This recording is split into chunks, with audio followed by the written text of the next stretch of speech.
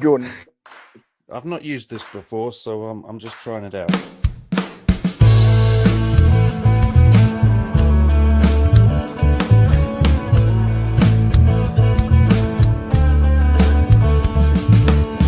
Hey man, it's been too long since we sat down and that just feels wrong. Allow me to give my head a shake, open my eyes and fix a mistake. Do you wanna come over? Just like the old times, we'll hit pause and then hit a rewind. You wanna come over? Just like the old days, and we'll watch the time just fly. Hey buddy, no strangers here. These times I hold them dear. My door's open, so come on in. This was great, let's do it again. Do you wanna come over? Just like the old times, we'll hit pause and then hit rewind. You wanna come over? Just like the old days, and we'll watch the time just fly. Do you wanna come over? Just like the old times, we'll hit pause and then hit rewind. You wanna come over? Just like the old days, and we'll watch the time just fly.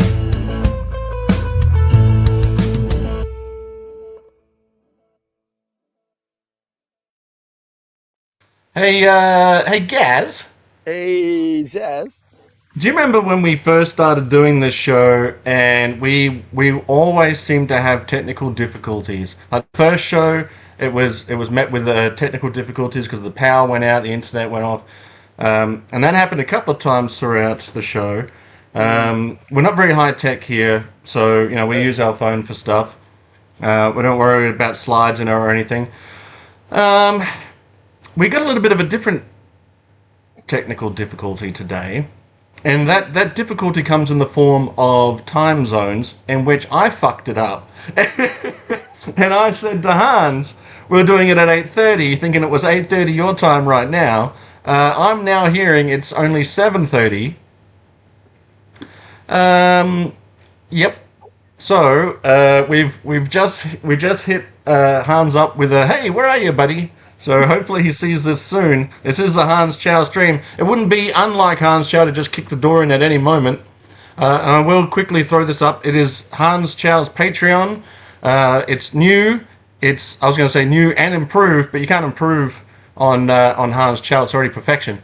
But this is a great place to go and hang out. I've thoroughly enjoyed it over there so far. We'll get into the meat and potatoes of it a bit later. But if you're not familiar with Hans Chow's voiceover work, this is the place to go. There's some cool stuff there. Cool stuff. Oh, as the host, Gaz, I should put you up top. Sorry, Adam. Whoop. Get down. You gotta warn a guy before you just throw him down a level. It's gonna. You know what? Sorry. Yeah. Look, I'll put you over there. With all those technical difficulties, you know what? It's because it's Hollywood, baby. It's Hollywood. I'm less Hollywood and I'm more Grizzly at the moment. We've got Hollywood Gaz and Grizzly Zaz. Let's say hi to the chat real quick. We've got Stephen Hall. How are you, buddy? Michael's in the house. G'day, bud. Johnny. All right. Thanks for dropping in. Woodman29 is here. You know what the 29 stands for? Hans. It's like, it starts in 5 minutes. It's like, what the fuck? Yeah, he's like, yeah. You told me 8:30, you bastard. Yeah, I can't do a very good Hans Chow. Anyway. I thought he was here. Hey, from the Woodman. The 29 stands for how many pieces of woodman he's chopped down. Right. Pericles is here. Just saw some notifications. Well, at least that's working. Thanks. Good to see you again, bud. Jeff Butler. Well. What do we have here? Not Hans Chow. Not yet. What's this? Hello, Matthew. Good to see you, bud. Same time, toys. How are you, my friend? Good evening, everybody, from Droz Walker 9. 9 stands for the amount of miles Droz walkers. Yeah. Man, I am on fire today. It's Hair Chow.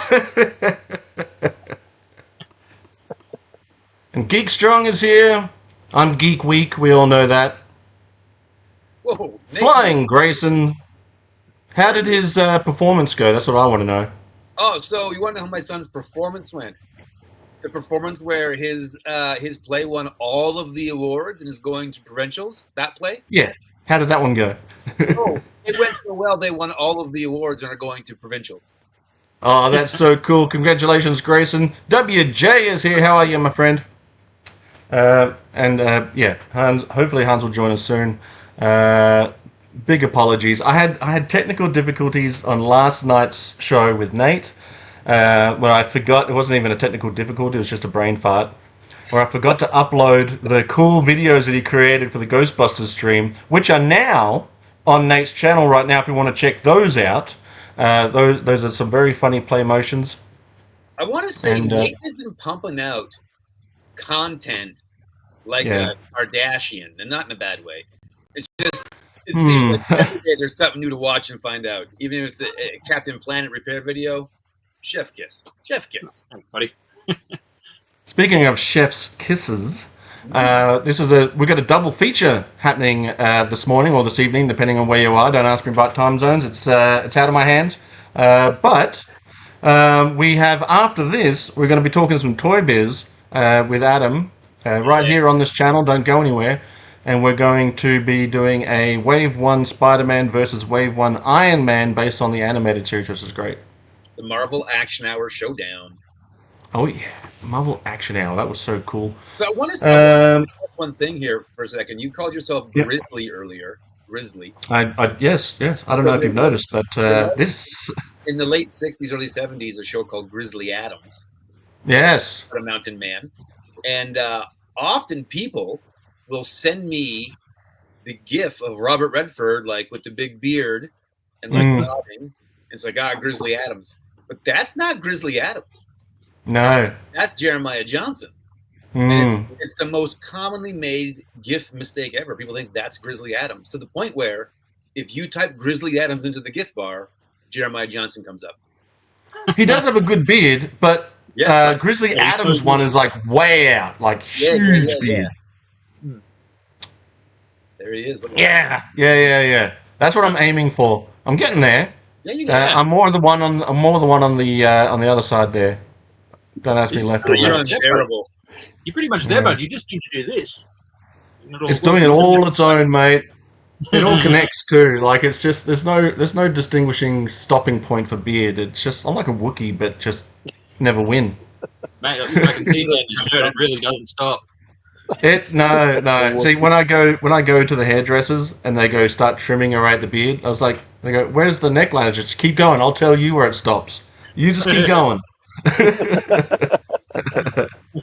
Listen, the hairiest dude I've ever seen is one of my brother's mates. Literal, like a thick pelt of hair from his toes, all the way to the back of his head, completely bald. Oh yeah, big beard. Just start brushing it up. Yeah, just like thick, like black hair, just like looked like a gorilla, but nothing on the top. So you know that if you go to a wedding, we're gonna preface this. You go to a wedding, and there's always one like guy who's in his 60s who says at some point in time in the wedding, "Happy wife, happy life," and then him and three other old guys laugh like it's the funniest thing in the world. Yeah, like that guy and that kind of joke. There was a guy like that at the paper mill that I worked at when I was in college, and he was hairy dude, chrome dome, just bald.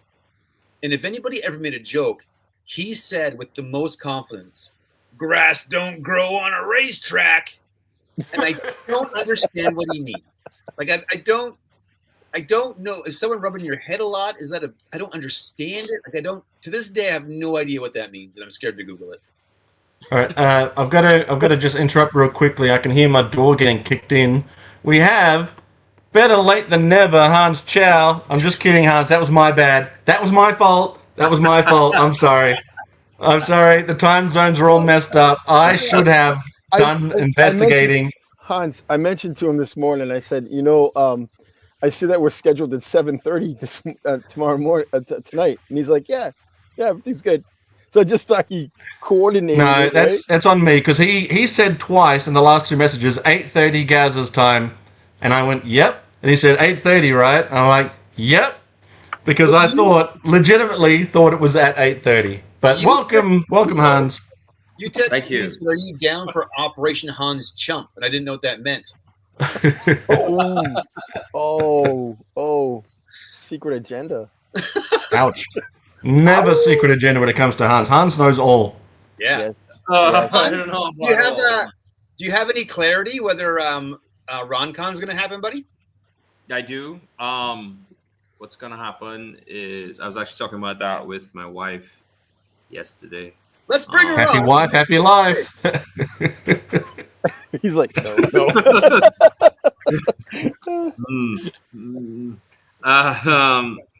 Where's the? I hate technology. How does this work again? How do I do this? No, right. So in June, I'll be able to probably come up to you guys by the 17th. So Okay, I'll probably so stay one night and then we'll head down together. I might probably be arriving in the morning on the 18th kind of thing. I have no idea. I have to talk to you all about that, like what time you guys are leaving. But like my Form 5s, who are the O-level students, for we who use the Cambridge system, they graduate on the 16th. And if I miss that, they will be very upset. Oh, fair enough. Also More securing than me. like 12 days off of school is a little difficult for me. So I'll probably fly up on the 17th, 18th, and then I'll drive down with you guys, and I'll probably have to fly back. Can we hire you a stunt double? Just fill in for you. Wait, is it? Good isn't luck there trying to one in find Canada? anyone like Hans No. Chow. Wait, there is one in Canada. He filmed him. Yeah, I Oh, You can right. find him down there with a fake beard. Fly him to Trinidad. Right? Bring your wife on. We need to talk to her real quick. I think his name was Hans Chow. Sean's house. Yeah, Hans Chow. Actually, so at the summer camp that I go to, everybody who's on staff there has a real name, like we do, but they also have a camp name, which all the campers call them. We use at camp. And fake Hans's camp name was Boogie. So we might need to call you Boogie just to keep the illusion alive while you're here, Hans. Once his fake name wasn't fake Hans Chow, no problem. Yeah. By the end of the week I was there, though, every time he walked into a room, people started chanting Hans Chow. It was incredible. Ciao. That's how I get up in the morning. So Hans, if you can make it for the road trip, well, that'll be brilliant. I mean, that's going to be probably the thing I'm most looking forward to. We've got RonCon happening, which is going to be the weekend before the road trip. Then the road trip itself, which is hopefully they'll let us through the border, and then Joe Fest. So out of we've got. I think for me, I'm most looking forward to having this epic Muppet style road trip. So if you can wrangle that to attend, that'll be great, man. That'll be very cool. I've only ever had one problem at the border going to America, and I wasn't driving. I was heading down with when I was in high school. There was a big youth conference happening in Six Flags in New York, and so we took 2 bus loads of kids down. And so one guy was driving the first bus, and his wife was driving the second bus, and she would get nervous. And so he said, when you get to the border, just tell them that you're with us. And and I was on her bus. And the way she interpreted that was, she got to the border and said, "What did that first bus say? Because I want to say the same thing."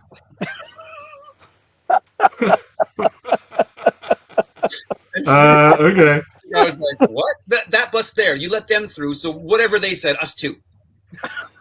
Yikes. Ma'am, you All want right, to I've got- over?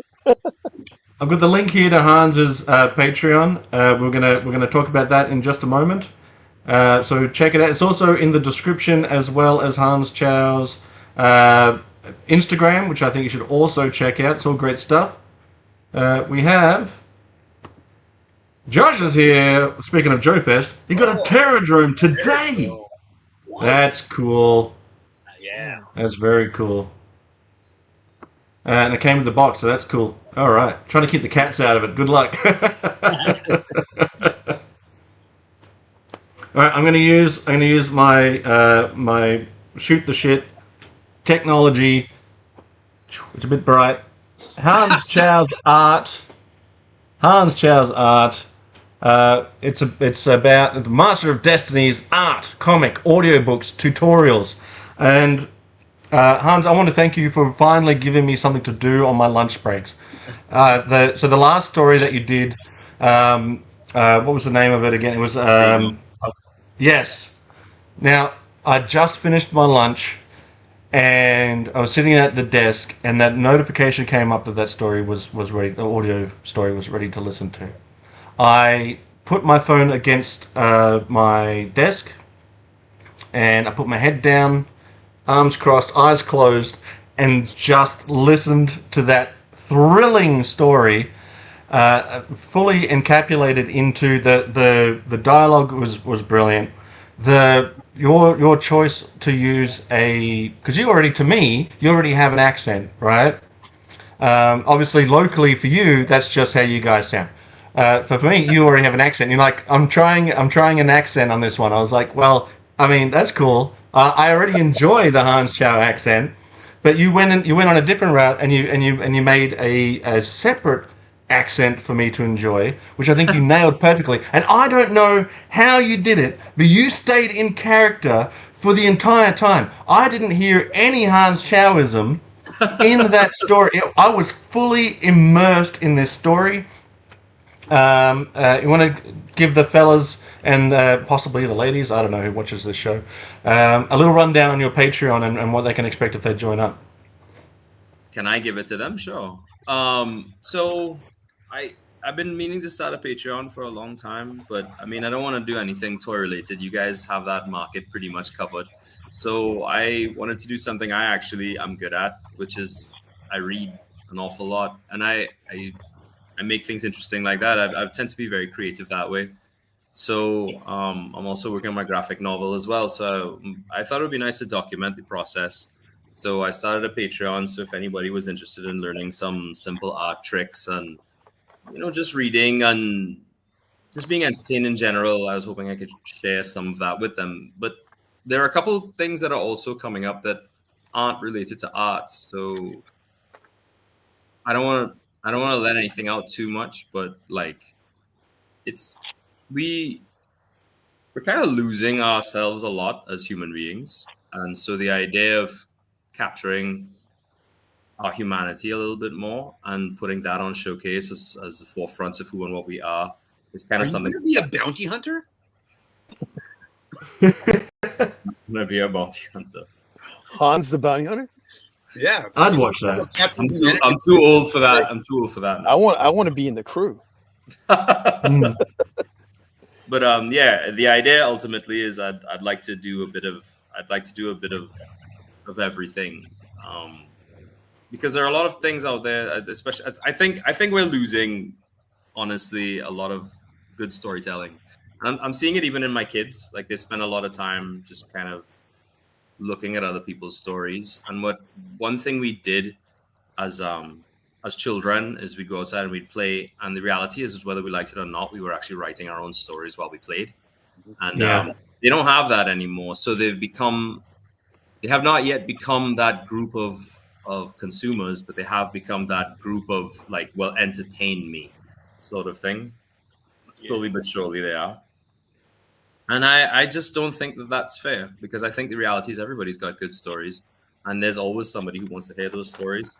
So I go back into the past and I find a lot of old stories that I'm pretty sure, like A Tale of Two Cities. Like I'm sure a lot of people haven't read that, or Dracula or Frankenstein. A lot of people don't know those things, and maybe if I could add a little more life to that, along with my own stories, maybe someone could see that two things. Number one, not only is it not so hard, but number two, you could also watch a dude fail at it and still have a good time, because the reality is success is overrated.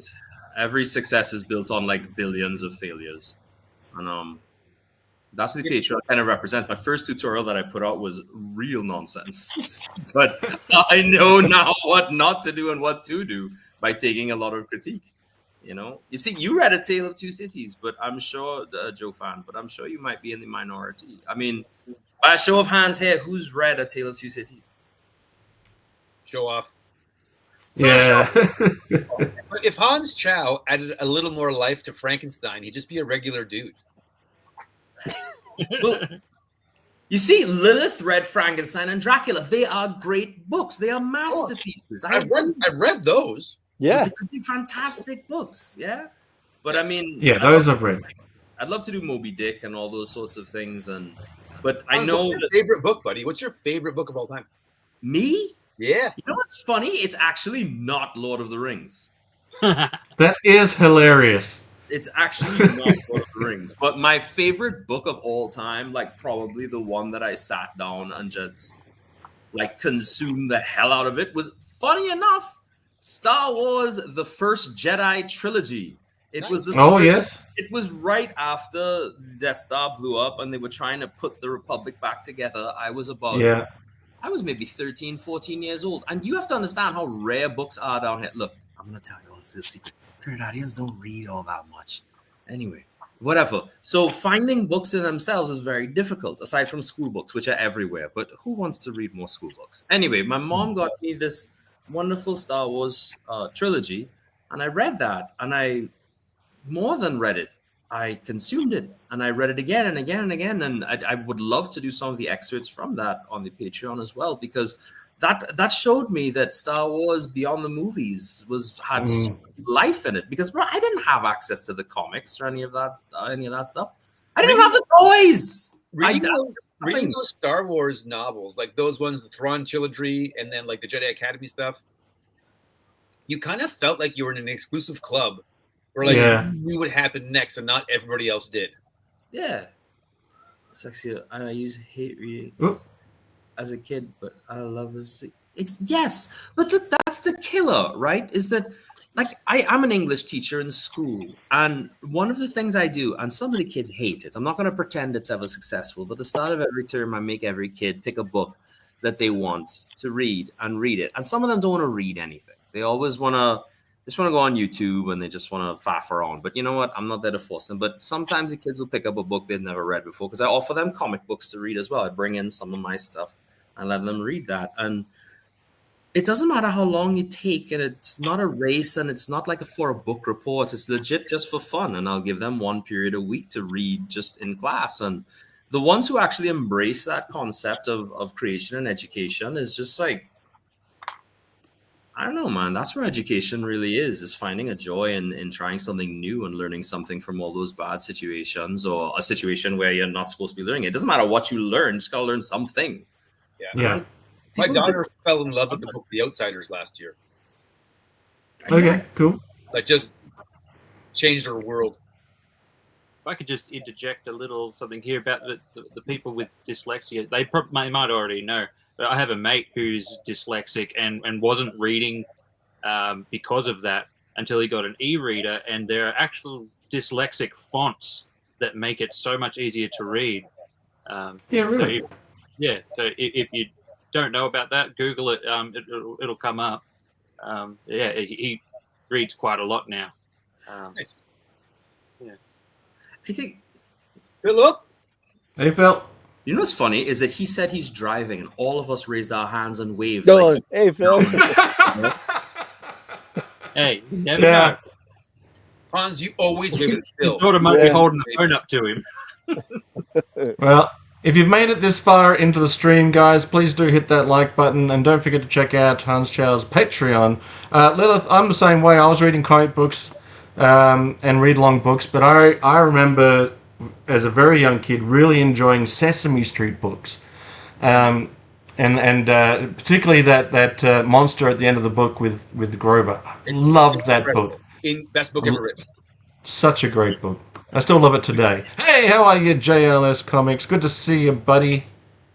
Making sure that your kids can read and love reading is probably the best thing you can do to set them up for life. One of my most vivid memories as a child is my grade 1 teacher being angry at me during free time for reading WWF magazine Oh, really? and telling me I wasn't allowed to. And so I went home that night and told my dad I can't read these magazines in school anymore.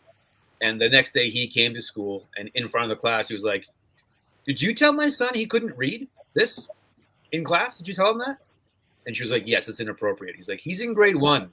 Look at the content in this that he's reading. Would you like him to stop reading this? And she's like, well. And he's like, yeah, he can read this. It's fine. Then he left, and it was amazing. Little Adam's like, that's right. Yeah. I will also say this is the last plug I'm gonna give. Like getting paid for the Patreon is a nice side benefit, but it's free. There's a free option, and I do put a lot of this stuff up just for free. The only things that aren't free are the things I do for my graphic novel, as well as the votes and stuff. Thank you for everybody who is paying, by the way. Thank you a lot for that, because I'm actually using that money to actually buy more books. I've ordered a few to come online, and because I have a decent library, but I just remember there is a free option, and I do really just want to read. I mean, 2 people if I have to. I mean, I read to my kids every night, and because of that, they're reading too. And now my son is reading to me, and my son has problems reading. He has problems reading, and he's been in, I guess the word would be therapy for like a year and some change now, trying to get him. And now he's actually pretty good. He can read to me, and he acts like me, which scares me a little bit, because I know when I get older, that's going to be a problem. But, I don't like the idea that people are giving up on it. Too many people want to be entertained, and they don't want to do entertaining. And I believe everybody to be pretty entertaining. And reading is one of those things legitimately where you sit down and hallucinate. And I love that. You should sit down and hallucinate. What I like about the writing process, and I don't write a lot, but what I do like about it is those moments where you feel like in your own self, you're like, where the hell did that come from? Right? There was nothing, and then you thought of something, put it to paper, and started creating life on the page or on the computer or however you do it. I've always been a hand writer. I've always just had a pad and pencil for whenever an idea has struck me.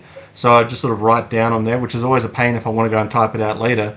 That's how I always like the magic of storytelling, how you can create something from nothing. I have this frustrating ability, like, to obsess over an idea all day, and as soon as I get home and want to put pen to paper, cannot write a single word. I'm better at it now that I've been doing my YouTube stuff and making silly, comedy videos and things like that. That stuff happens a lot easier, I think, because I'm just making myself laugh, basically. That's any serious idea that I want to put actual, thought into, can't do it. Can't just. I'll be at work, and I'll come up with some like these weird ideas, whatever. Now I'll start noting them down and all these crazy little notes and stuff, and then when I get home, I'm just like, I can't figure out what I was thinking at all. I was found out by my kids this year. So ever since they were kids, all through December, we have a basket of presents under our tree, and they're all books, and we just open one each night, like kind of like an Advent thing, and I read them a Christmas story all of December. Nice. And then we wrap. There's all the same books every year, just what order they're going to do. And there was always one there called Santa Duck, and I would always do these voices. And we were watching. It was Batman Returns the other night we were watching, and it's got Christopher Walken in it. And my daughter says, "Why does that man sound like Santa Duck?" I've been reading the part of Santa Duck as Christopher Walken for her entire childhood, and then she was just like, "Wait a minute, did you steal that voice from somebody?" That's great. Santa Duck sounds like Christopher Walken. That's about a process. Can we hear a little Santa Duck? Yeah, let's hear some. Hear a little Santa Duck? Well, he's more like, if you're good, I'll give you a wagon. You can pull your toys in it. It's Christmas time. Love it. Oh dear. So Hans, what exactly? You've got the multiple choice at the moment, where you've asked your Patreon supporters to try and pick a genre or leave it to you to make a choice. But when you're thinking of a story, what exactly hits you in that moment where you're like, I want to put my voice on this story and tell the people? You can't do it. There it is, right there. Well, choice. So, when I was very young, my sister, who's like 14 years older than me. We sat down, we watched this show with Zelda the Witch, Thunderbolts. I think it was Thunderbolts. I'm not entirely sure. Space Commander was here. He'd help me out. But she used to sit there and do the voice for me. And then G.I. Joe, the movie, came out, and she'd sit down there and she'd do, wow. What's her name again? The one with the claws, the bald head with Pythona. Right. She would do Pythona, yes. voice. And then she'd do Zorana's voice. And I was younger than her by quite a bit. And I used to sit down there and do what she did. I used to mimic the voices. And then over time, I got pretty good at it because every cartoon I watched, I would do the voices. And whenever we were playing games with my brother or whatever, if I was Cobra Commander, because I was the older brother and I was a storyteller from when I was very young. So he would pick one character and I'd be everybody else. Right. So I'd do all the voices for that. And that gave me like quite a library. And when it came in handy trying to get girls because, you know, they used to find that funny. Hans would call them as 4 jerks with different voices, and then he'd call them for himself the 5th time and be real nice. He really set himself up nicely as 5 for 10 guys. Why is the number the same? But anyways, when I got my first serious job at 18 years old, my employer, a guy named Brett Lewis, probably he was a childhood friend as well, but also like 20 years older than me, was like, you should go on radio and do voices. And I was like, yeah, sure. Do you know anybody? And he said, yeah. So he just put me in touch with a guy named Ramal, who I'm still in touch with him. I still work with him. He's still an excellent guy. And from there, I just started to master the voice situation. But that's not the question you asked. The question is like, how do I come up with the voices? The thing is they've always been there and they've been practiced for however long. So say, for example, so there's a trick to voice acting, actually. And unfortunately, I have to drink for this. The trick Ooh, is we're getting a lesson. guys in your house with you. So, and this is a stupid trick because it seems almost obvious. If you're trying to sound happy, smile. You immediately sound more happy. If you want to sound angry, you frown, and you immediately sound sad or more upset. The same thing if you're trying to be a heroic character. If you want to be Captain America, you stand up straight. It actually changes your tone of your voice because it expands your lungs. If you're trying to sound crippled or older, you actually hunch your back and you do these different things because it does things to your lungs because everything in your body is actually interconnected. So say, for example, I'm doing Sherlock Holmes. Sherlock Holmes is a gentleman who stands very tall. In addition to standing very tall, he looks down on you because he thinks all the time. So the reality is you have this gentleman who's very much speaking. It's elementary, my dear Watson. I looked at the evidence and this is all they could say.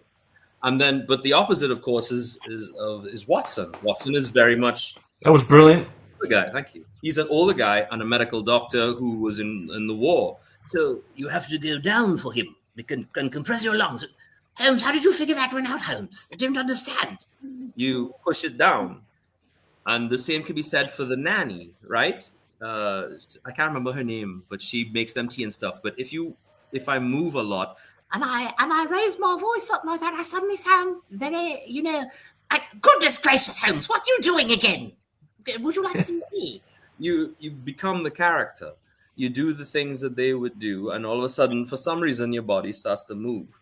Now, I can't tell you what my tongue is doing, but if you can roll your tongue, like do this, most of the voices can be done.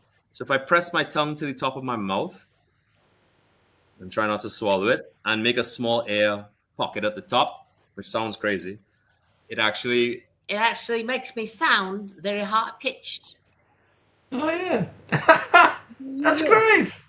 And it's just I've done it for so long that it just comes in default. And so for the Conan, for example, you stand up straight, you widen the thing, and you take a deep breath in, and then every time you speak, you breathe out. So you become very, tell me of this elephant tower.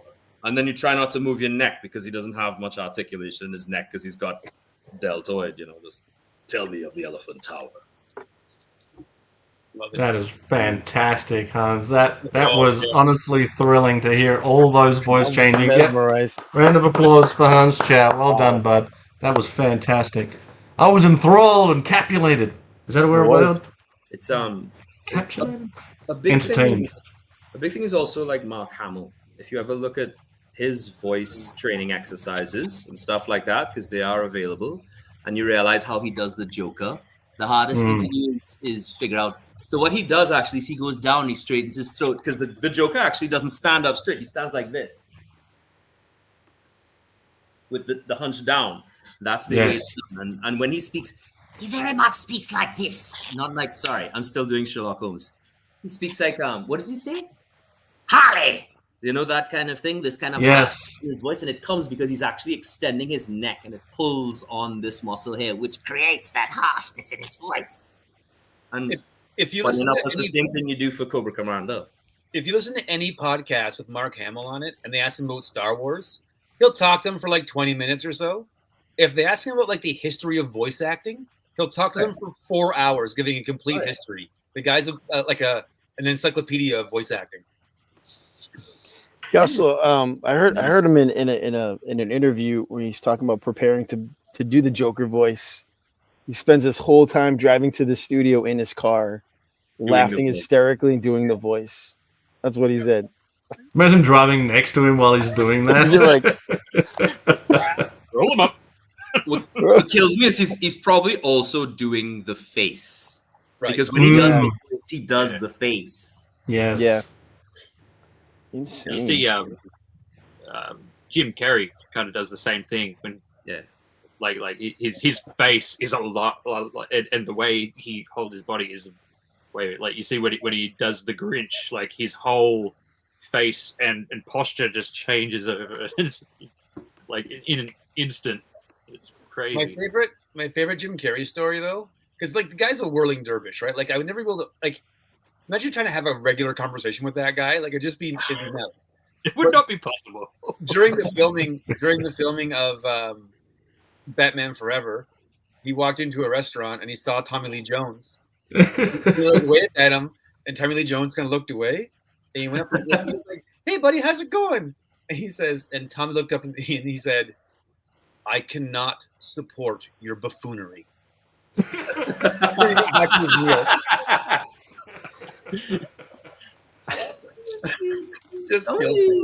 Tommy Lee Jones has a sense of humor. If you've seen the Japanese commercials with him in them, but it's a very specific brand of humor. And I think on set it would be a lot to work with a Jim Carrey. God, yes. Oh, be exhausting. I mean, your face would be sore from all the laughter you'd do, but after a while, you gotta just have just some quiet time. Dude, that was probably his quiet time. What do you actually want for lunch, mate? To the point where you would say to him in public, "I cannot support your buffoonery." Yeah. I want that on a t-shirt. It's a great line. You got a lot of rounds of applause for your lessons there and your voice work. Hans, that tip on changing your facial structure and your posture to try and get that sound that you're looking for. I'm gonna practice that myself. I don't do a lot of voices. But I think that's going to be fun because I had no idea to do that.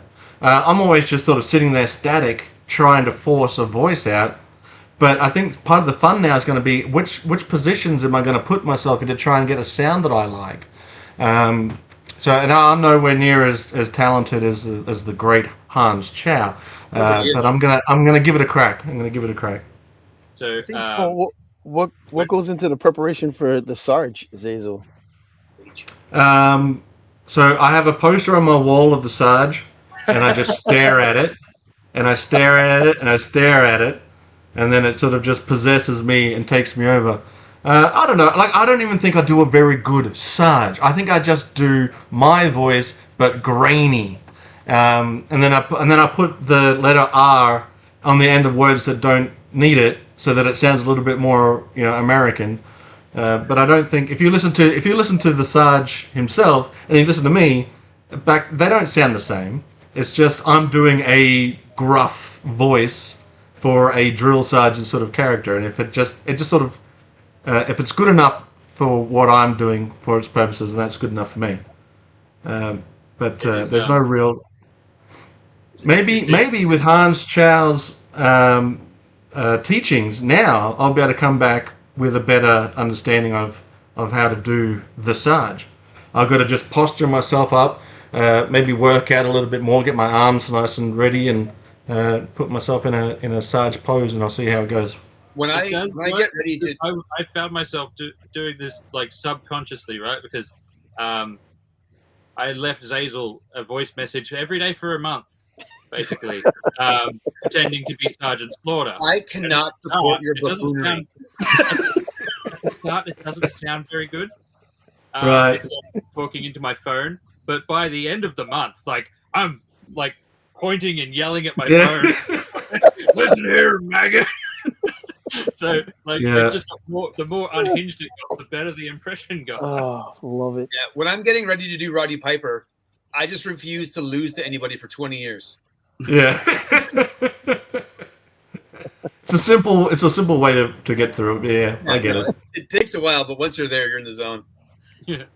It really helps when the individual you're trying to mimic has a really distinct voice. The problem always comes in where they have like, it's them, but it doesn't sound particularly unique, and because of that, it's more about what you say rather than opposed to Right.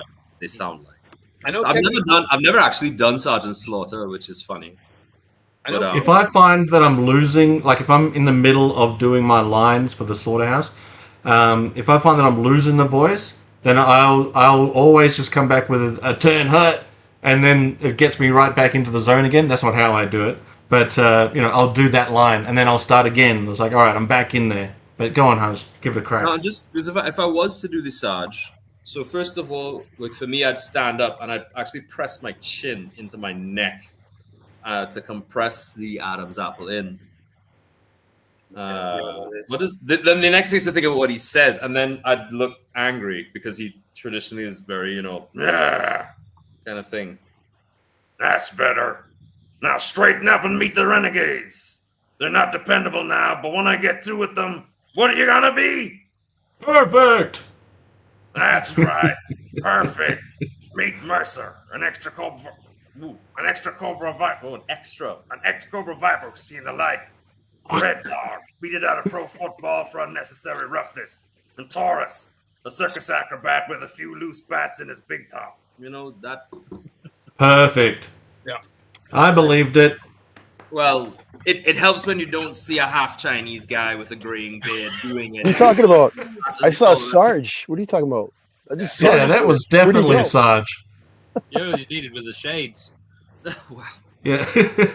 Oh, is that so? Oh, guys, He's we're coming going back Hollywood. with props. We're going Hollywood, just guys. Sarge sits We're down. going Hollywood. Yeah, Sarge is in the room. A I long think gag. the only time I've ever done a voice was Sean Yeah. Connery. You look like a villain from a Fast and the Furious movie. Gaz, I need to hear your Sean Connery. No, it's terrible. I haven't done it in years. Give it. Come on. We were working retail. Me and this kid, we work in retail in the same department, and the whole day we just talk like Sean Connery. Just try to get like, oh, of course, baby, that kind of stuff. Oh, there it is. And we would just like anybody ask us a question where something was, we'd be like, yeah, show over there. Everybody cracking up over the radio. Somebody were like, we need some help on our way, darling. Walk down there. That was crazy. What was that meme? What was that meme where there was a poster that said shingles? And he was like, oh, shingles. Hot shingle. Hot shingle, yeah. As a guy who had shingles before, I got that meme every day. Shingles. Yeah. I know that Kevin Conroy gets praised as like the best Batman voice, and he is. But in the directed DVD Dark Knight Returns movies, where Peter Weller does his voice, Right. this is a whole other thing that like you wouldn't recognize him as RoboCop because in RoboCop, but it's incredible. Okay, I didn't even know he did it. Let's just ask what the hardest voice I ever did was. The hardest voice I ever did with regards to mimicry, or the hardest voice with regards to like how much I had to do it. Because as soon as I have to grate my voice, it's just honey and lime for hours. Because Right. there's a voice I had to do that was a lot like this. And it sounds fine for about 5 minutes. Then after about 15 minutes, it gets very, very aggravating on the throat. And you have to start over and over. But even when I'm doing the voice, you see the way I stretch my eyelids like that. It gives you something. Because there are a lot of muscles in the face that actually control the way that you sound. So just to be clear, You don't get it, son. This isn't a mud hole. It's an operating table. And I'm the surgeon. yeah, That's yeah, Dark Knight Returns. Yeah. That's good stuff. yeah. Heracles I'm just Dragon Ball. sitting here doing my best to not like copy Hans's face. Like just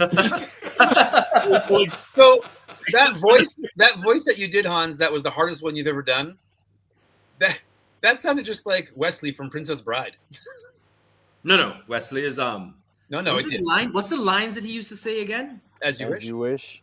No. He gave. You can't. You wouldn't hear it. You wouldn't hear it in that Wesley Princess. There's a shortage of perfect breasts in the world. That would be As, ashamed as a George Pirate Roberts. Yeah, what about when he's fencing and he's like, wouldn't he goes, I What's funny is if you do this and you sing it, and I am not left-handed. yes. Amazing. God, I Good love that stuff, movie. So good good. stuff. But I'm sure, like most of you, I sat down and watched Princess Bride on repeat for ages. That was such a good movie. It was a beautiful movie. See now, Hans, that's I imagine that when you're telling your children stories when they're sick in bed, that it also comes to life for them like a movie does in the No, Princess Well, Bride. let's find out. Oh, Mr. Grumble! Yeah, Let's do a quick reading with Hans Chow. I think Hans should only read his kids' books in the voice of Columbo, like the old man from. Peter. Hold on, let's get solo yes. for Hans. Here we go. We're about to get story time. Mr. Grumble by Roger Hargreaves.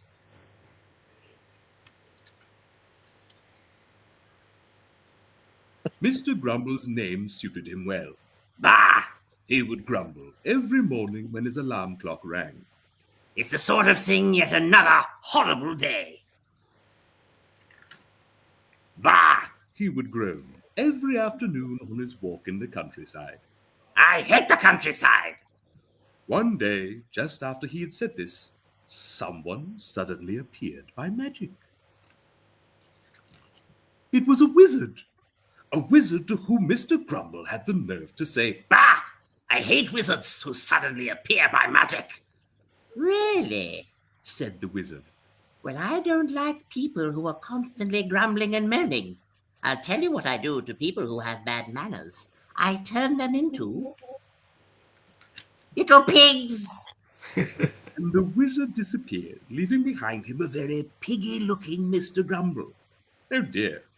Mr. Grumble was afraid that he might remain a pig for the rest of his life.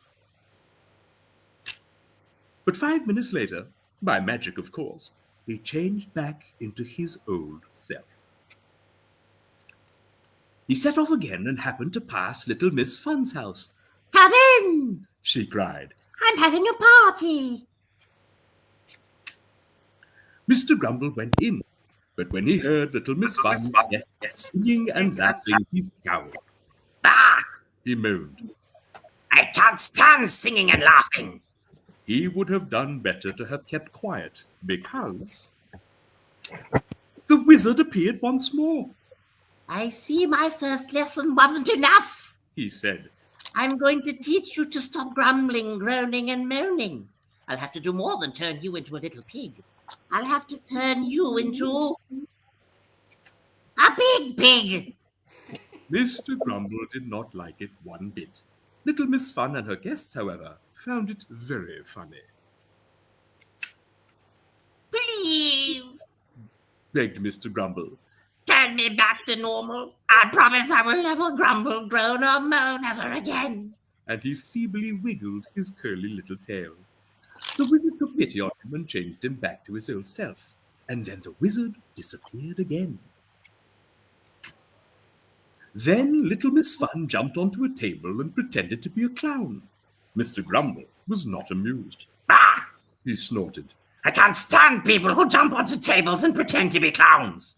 You can guess what happened next. Uh-oh. Turned into No. an enormous piggy. An enormous pig whose face was red with embarrassment. Oink! Wailed Mr. Grumble mournfully. Then this enormous red-faced pig made a solemn promise. Never again will I grumble, groan, moan, or snort. Good, said the wizard, suddenly appearing once again. And Mr. Grumble changed back into his old self. Well, not exactly his old self. Look at that nice smile on his face. Amazing, isn't it? Later, Mr. Grumble went home, and, tired out after his exhausting day, he went straight to bed. He slept the whole night without once grumbling, groaning, moaning, or snorting, but not without snoring. The end. Yay! My word. That was fantastic. I loved those books when I was a kid, and you just brought them back to life, giving me that childhood wonder again. Thank you, Hans. That was That was amazing. brilliant. Yeah. You know what I want? You know what I want? At the gas station? I don't know. My sister, once again, books are hard to find on here, so my sister bought like a big collection of them, and she was like, "Read this to your children," and I was like, "Yes, it's time." Yeah. So I know what I'm doing. I'm doing for RonCon. I'm bringing a book to have Hans read to us. Yes. Of the grumpy monkey. The whole we're just gonna keep passing him books. Yeah. We read this every night. So I Mine's gonna be Tale of Two Cities. Phil, I was probably also 5. Anyway. Hans, we didn't have Hans when we were 5, Phil, but it's even better now because we've got him in our 40s. Did we just become best friends? Yep. So Hans, are you giving us a commitment? You're going to read us Tale of Two Cities on the way to Joe Fest? Yeah, for sure. Tale of Two Cities. You know, what's it? Was it? It was the best of times. It was the worst of times. That's RonCon. Oh yeah. Thing. I don't know, man. 20,000 Leagues Under the Sea. Oh, that would also be great. Kind of Monte Cristo. Want to do that too? But those are all 8-hour books. So yeah, we got an 8-hour road trip. Let's go.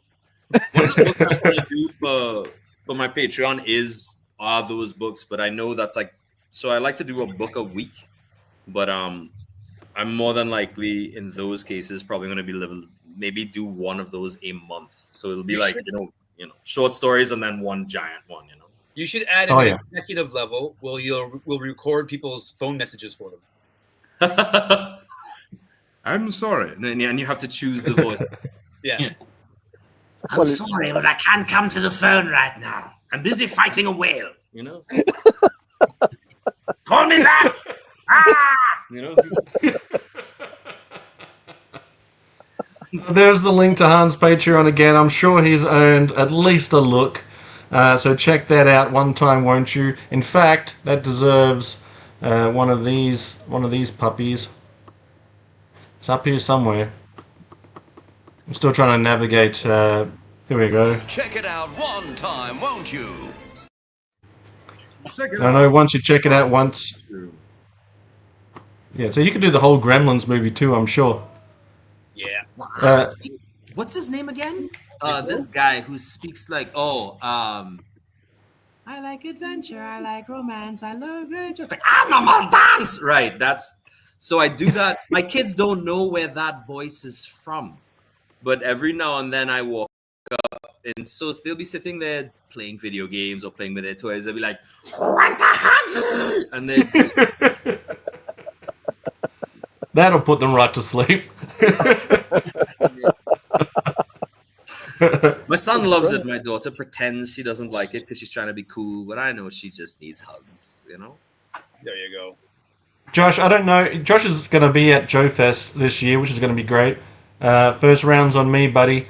So if I don't know if we're traveling through that way or not, but we'll definitely see you at Joe Fest.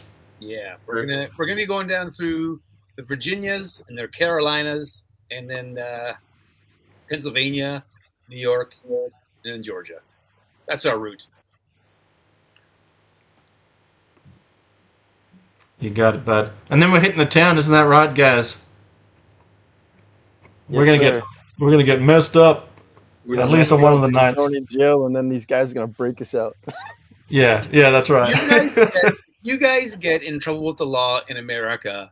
Do not count on a Canadian to help you out. Yes. Not. Well, you know that none of us are American. We're probably all gonna get booted out. You're going to be very lucky to get over the border, to be honest. Yeah, true. We'll find a way. Where are Ron Con finds a way. All over the place. It sounds like the start of a bad joke. A Canadian, an Australian, a German, and a Trinidadian were attempting to cross the border. It just sounds like. Oh boy. This better not be some kind of Ocean's 11 plot captain right here. We're just going to buy some toys. What did the van in front of us say? We'll say that. Yeah, but they said Let us. Same as those guys. Oh, it's code for something, boy. No, it's not. Looking mighty good in them jeans, boy. I don't think the Canadian border is going to be like that. No, it's not. It's not leaving Canada. It's coming back in. That's easy. Yeah, they'll kick us out. Don't worry about that. Yeah. When you're going in cold, I was about to make a joke. Border, just go. Oh, you let that car through. Whatever they said. Yeah, also true. What's your joke, Hans? I was about to make a joke, but it's not a good one because it's like when you're going. Let's hear it anyway. When you're going back into Canada, all you have to do is do the accent. You look, hello, we are coming back into Canada. Welcome. When we were coming back from Joe Fest last year, it was 3:00 in the morning. We're crossing the border. There's 5 guys in the truck, and there's this young lady at the border guard, and she's like, "Okay, so where were you?" And I was like, "Over in Augusta, Georgia." "Tell me about your trip." And so we went down to Joe Fest because we all collect old toys. And she was like, I'm sorry, what now? And then from behind her, out of the shadows, in full tactical gear, was this guy who's like, "They're talking about G.I. Joe's, the action figures. Let them through." We're gonna see us coming because we're gonna have like Sky Strikers and Conquest studies hanging out the window. It's only got a 6-foot bed, guys, so only 1 flag each. Okay. All right. Well, we're bringing one back with us. So I had my Sergeant Slaughter duffel bag. Oh, sorry, Nate. Go ahead. I just said, do you have any firearms in the vehicle? Oh, About 30. Apparently, this is the correct answer. Just the little ones. I had my Sergeant Slaughter duffel bag at the airport in which airport did I go to? In America, anyway. And the guys are like, "Oh, cool bag," in their American accents, not mine. And I go back with, "Oh yeah, cheers, mate." And they look at me like, "What? What?" Yeah, head night goggles and everything. Yeah, no, Grayson was All there. right, well, He was there for the border crossing. that's funny. You talk about G.I. Joe, they're good. good luck on that mission. We'll keep an eye out for you too. You will be able to see Hans Chow at Joe Fest and RonCon, possibly, definitely on the road trip. But do check out his Patreon. His Instagram links are in the description. Check it out. It's free to look, but I recommend slapping some money down. He's definitely earned it. Hans, thanks for joining us as a guest. Sorry again for the problem with the time frames, but we are jumping over right now to do some Toy Biz. So stick around, everybody. Hans, I'll send you the link to join us on Toy Biz if you've got some free time. So hang in there, guys. We'll be right back after these messages. I don't know, but we'll be back soon. Thanks, Hans. We'll be right back. We'll be right back after these short messages.